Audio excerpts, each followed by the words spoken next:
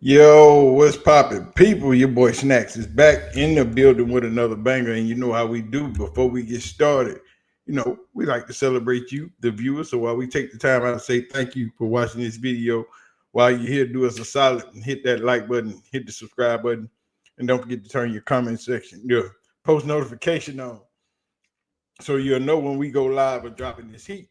And we will not do a video without shouting out our beautiful ladies of the CU aunties.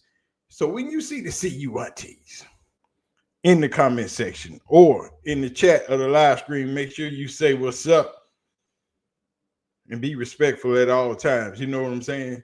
But since it is Labor Day and your boy has taken the time out to come off the grill and do this video and drop you a hot one, I'm gonna need for y'all to feel that like button up, hit that like button, hit that like button, hit that like button.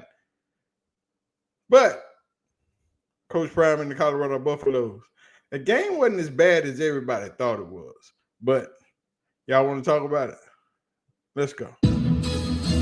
Everybody quiet now. Now what?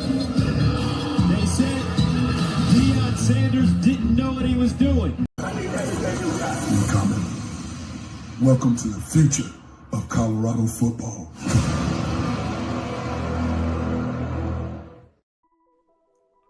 As we drop in to week one of college football, and we start out in the Big 12.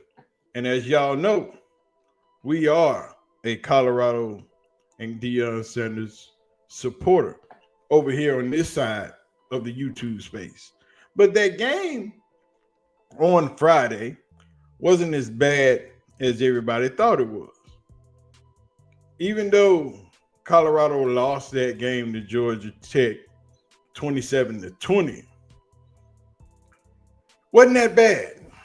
As I watched the game back, and I watched it over and over, because I watched it like 3 times to catch some things that I didn't miss, was able to watch the O-line, was able to watch the linebackers, and was able to see some things in the game while not watching the all 22 yet, was still able to catch a few things. And with that said, Caden Salter, who went 17-28 for 159 yards passing with 1 passing touchdown with also 1 rushing touchdown.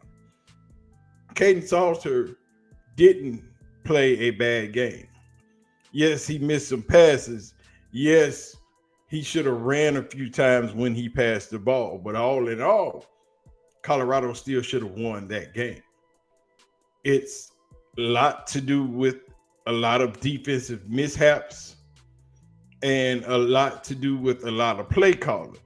Even though Caden Salter was 17 for 28 with 60% pass completions, 159 yards, 1 touchdown, 13 carries, 43 yards rushing, and a touchdown, it could have been a lot better. Caden Salter, when looking at that game, those 3 or 4 times that he didn't run the ball, he would have had close to 100 yards or more, which would have changed the dynamic of the game all in all, which would have kept Colorado on the field a few times that I take that he should have run the ball, which would have kept the ball out of Georgia Tech's hands, which would have in turn kept the drive going. But this is game 1. And like Coach Prime said, they're going to be all right. Amanda Ferguson, Fox 31. What did you learn about your team tonight? They didn't quit whatsoever. They're physical. They offensively, when you see the linemen say, "Look, Coach, let's do this. Let's run this ball. Let's run it down their throats. I'm whooping my guy. I'm killing my guy." I mean, that's the kind of verbiage that you hear. And the receivers wanted to eat as well. So I love a lot of those things that I saw. Defensively, we got to clean up all that. I mean, we just got gashed for 463 yards, man. The quarterback's looking like a Heisman candidate right now. We made that happen for him. we got to do a better job collectively, defensively, on neutralizing the opposing team's running. And that's true. The defense didn't miss that many blocks, didn't miss that many tackles. When you go back and watch this game, you will see it wasn't the fact that the defense were missing tackles. They didn't miss tackles, a lot of them. They only missed a few. It was just the blocking scheme, getting out of your gap and not being able to contain. It comes from biting down on the play action fake or on the fake handoff and letting your eyes be tricked instead of holding your position, staying sound, playing technique, playing fundamental football. It's gap control and staying where you are supposed to be. That 45-yard touchdown run from Haynes King was a missed gap assignment by the safety.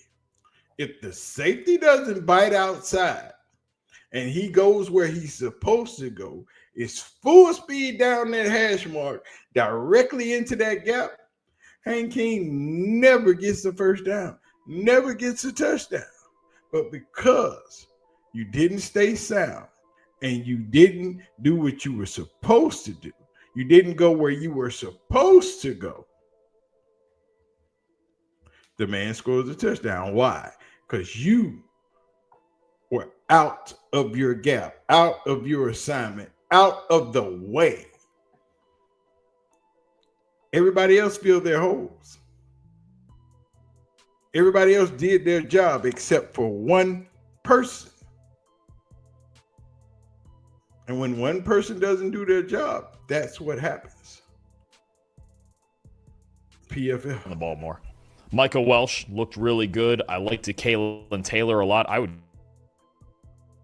give him carries on the ground, too. I know he was doing good work in the receiving game, but Caden Salter and the option game needs to be expanded, and I know they're figuring this out, and it's polar opposite of what they had with Shedeur-Sanders. They need to run the ball more. They need to base this offense in the run game and then take shots after that. Yep. Go watch some Liberty tape is what I'm doing this week with this offense. Go see what Salter is comfortable with at Liberty. It's not the quick game. It's not East and West. It's not the same as Shedeur-Sanders. If you're going to run your offense like that, put Julian Lewis in a game.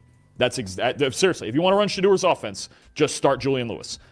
Run the football. These two, they didn't even have Dallin Hayden in this game. Yep. You might have three good running backs coming up here once he gets healthy, plus Caden Salter showed he's a dynamic running threat. Absolutely. Man, he always has been. That's not a question.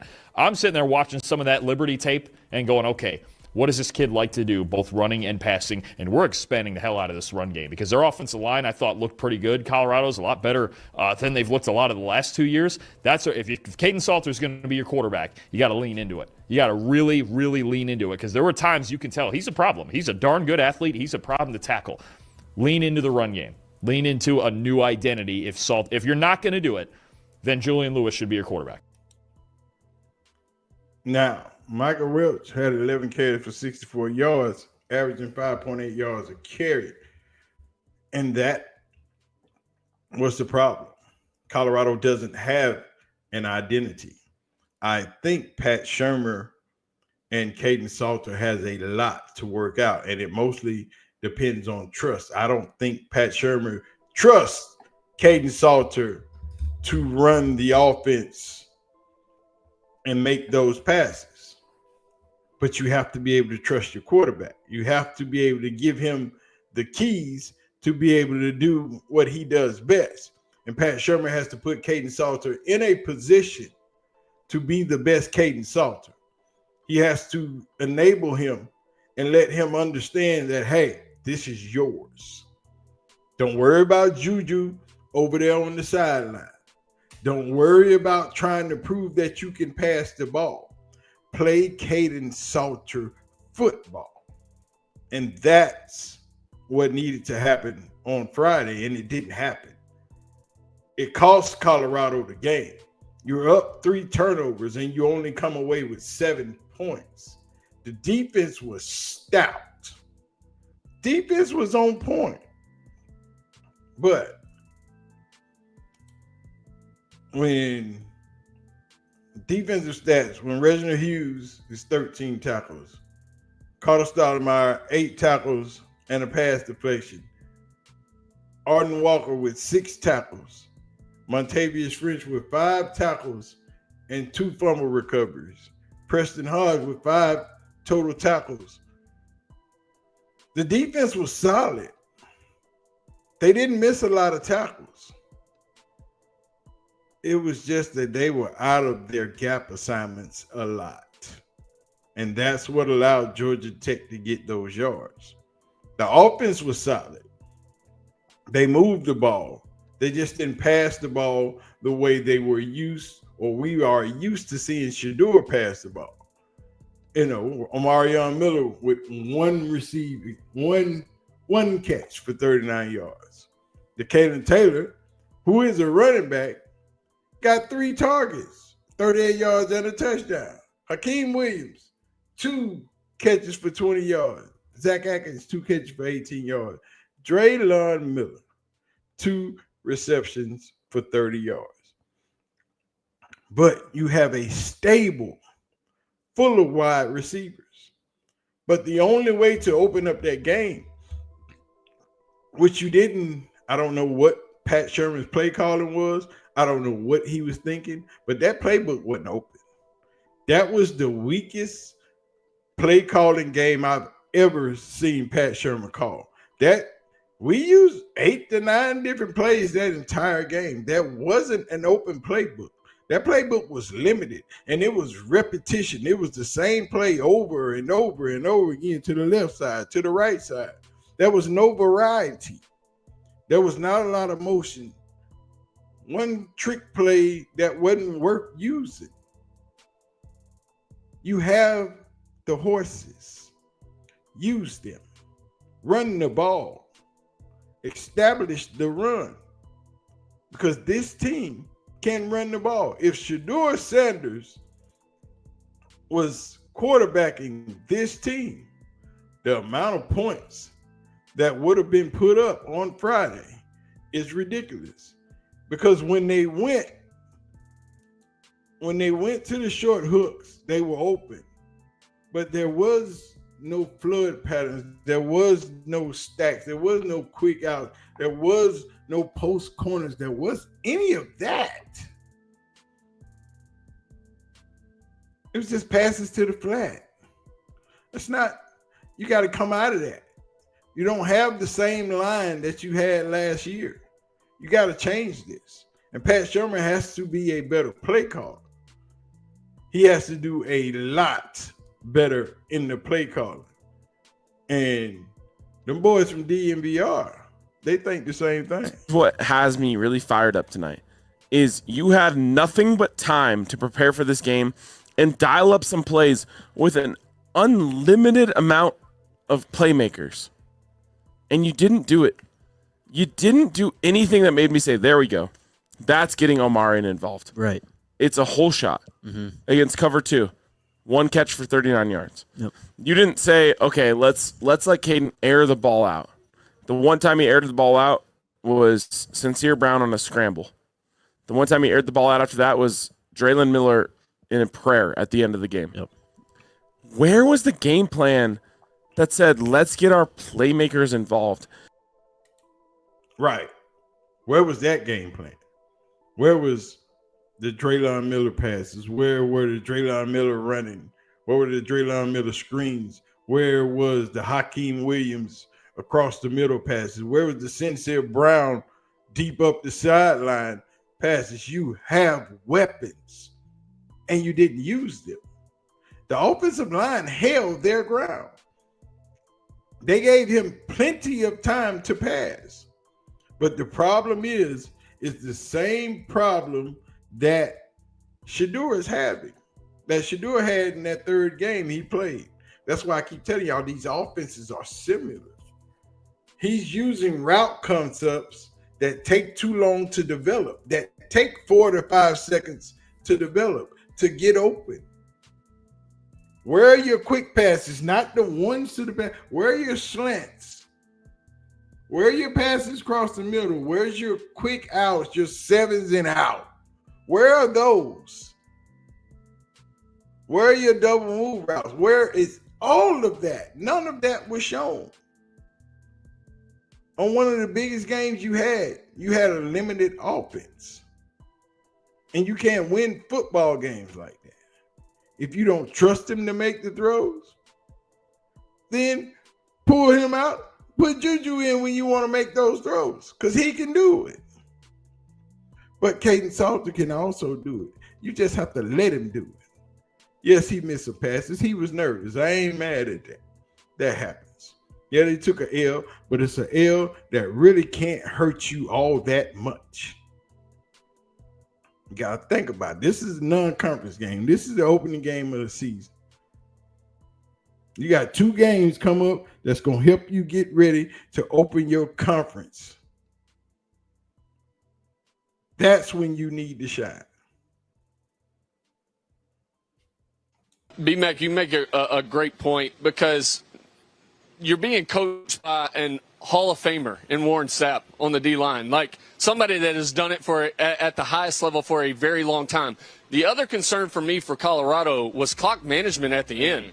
Like, it was awful clock management. You complete a pass, and then you don't call a timeout. You got 2 timeouts. Use them. Call a timeout right there and save it for the next plays. Like, I didn't understand that. I thought they cost themselves a chance to at least tie the game and extend it and go into overtime at the end. That's where Deion, so he takes a lot from Bobby Bowden. Like, he played for Coach Bowden. He is a figurehead. Like, he doesn't get too involved in the minutia of game plans and game management. Last year, there were a couple overtime games. It looked like he wasn't certain how the overtime rules unfolded. Last night, even after the game, he didn't have a great explanation for that. He said, hey, well, we had some incomplete passes. Well, you didn't on that one. Right. Totally agree with you. It's an area that Deion needs to take a step forward. And even if you're more of a manager rather than a head coach, right? I've been a part of coaching staffs that are like that and head coaches that are that way.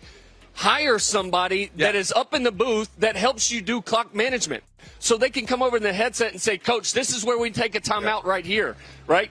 Hire somebody. You have enough money at Colorado. Go get somebody that can help your coaching staff figure these things out. I mean, Bama guys should know that. They had like 107 coaches on the staff there. They are the ones that originally did it. Don't hate the player, hate the game, baby. And Coach Prime didn't want to call those 2 timeouts. He wanted them to figure it out on the field, on the fly, use your brain. He knew what he could have done, but he wanted them to do it. Either you win it with your brain on the field, thinking on the fly, or you lose. He knew he could have called timeouts. He knew he had them. He just didn't want to use them. He don't care about what everybody else thinks. He was doing it for a reason. There were plenty of people in his ear telling him, Coach, we got timeouts. And he was like, I don't care nothing about them timeouts. Either y'all going to win it right here, right now, going away, or we going to take the L. Because you have blown chance after chance after chance after chance to win this game. You haven't done enough. You have had 3 takeaways, and we still lose. You didn't get Georgia Tech out of their comfort zone.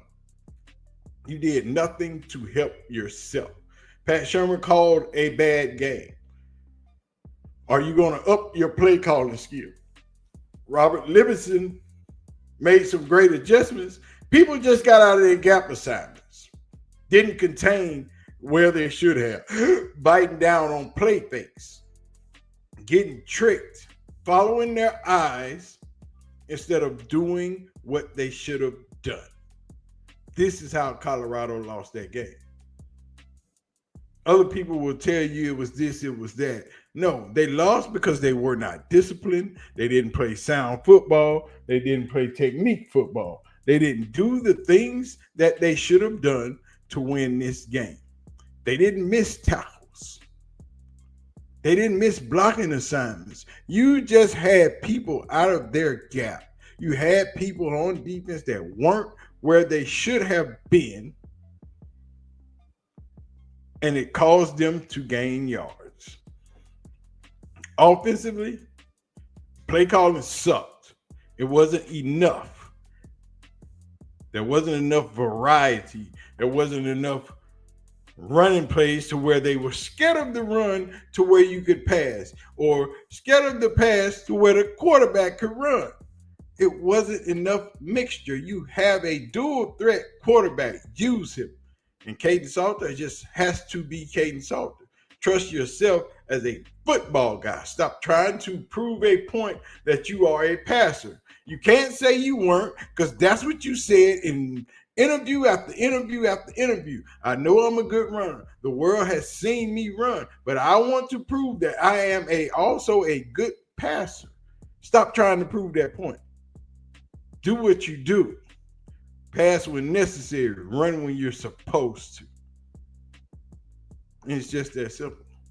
Colorado doesn't lose this game if a lot of people don't get out of position. But anyway, man, we're going to get out of here. Make sure y'all hit the like button, hit the subscribe button. Do not forget to leave your comments down in the comment section. We'd like to thank all the new members in the member section. We appreciate all of you guys. You know what I'm saying? And please do not forget to hit the like button. And they got a new feature. I've seen it. I don't know what it is with them damn explosive things in the chat. It boosts the damn video or something. Y'all do that too, whatever you gotta do. You know what I'm saying? Appreciate all y'all. I'm gonna get out of here. I'm gonna holler at y'all.